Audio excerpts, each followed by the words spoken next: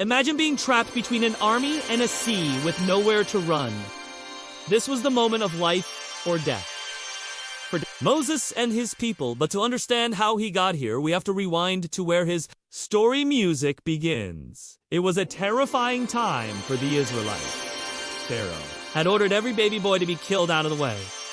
But one mother Jacob refused to give up hope. No, she placed her baby in a basket and set him afloat on the Nile, praying for a miracle. Pharaoh's daughter found the basket and was moved with compassion. What a beautiful baby. She decided to raise him as her own. You belong to me now, and I will name you Moses. And so Moses, a Hebrew boy, was raised as an Egyptian prince. Years later, Moses discovered his true identity and witnessed the cruel reality of his people as suffering. Seeing an Egyptian beating an Israelite enraged him. He acted in anger, killing the man. Fearing for his life, Moses fled Egypt and found refuge in the land of Midian. In Midian, Moses helped shepherdesses at a well, not knowing this act of kindness would change his life. One of the women, Zipporah, caught his eye.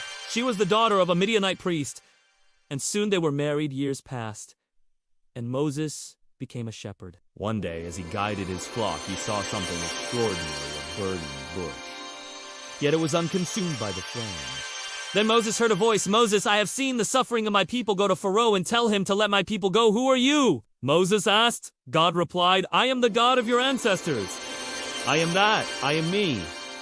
But I am just a shepherd. I can even speak well. Go with your brother Aaron, and I will be with you, God replied, with God as assurance. Moses set out on a mission that would change history. Moses and his brother Aaron stood before Pharaoh with a simple yet bold message. Let my people go so they may worship. God, who is this God of yours? I will not let them go, Pharaoh replied. Pharaoh's heart was hard, so God sent 10 plagues to show his power, bringing devastating consequences upon Egypt. The land was consumed by chaos. God turned the Nile into blood first, killing the fish and leaving the Egyptians without clean water. Then frogs invaded every corner of Egypt. Even Pharaoh's palace next came the Gats But relentless, swarming everywhere and causing misery, soon flies filled the air, swarming homes. Palaces like adding to Egypt's thermit. After that, the livestock perished, leaving Egypt's economy in ruins and its people in despair. Painful boils appeared on the skin of Egyptians, sparing no one from commoners to Pharaoh himself. Great hailstorms battered the land, flattening crops and homes, leaving destruction in their way. Locusts devoured what little was left, leaving Egypt barren and broken.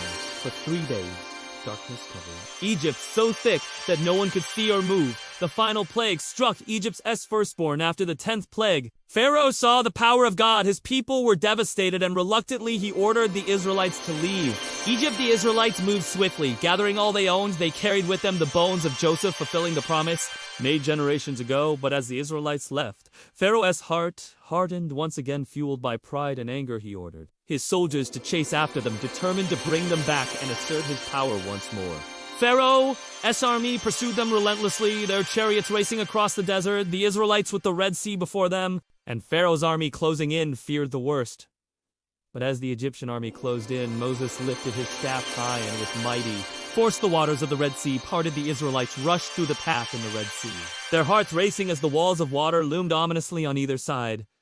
Once the Israelites were safely crossed, Moses watched as the waters of the Red Sea rushed back together, swallowing the Egyptian army. In that moment, God's power was made clear to all as the Israelites saw their enemies defeated, and they were finally free with Pharaoh's army defeated and their path clear. Moses led the Israelites into the wilderness toward the promised land. Then, from among them, a voice rose strong, joyous, and filled with praise.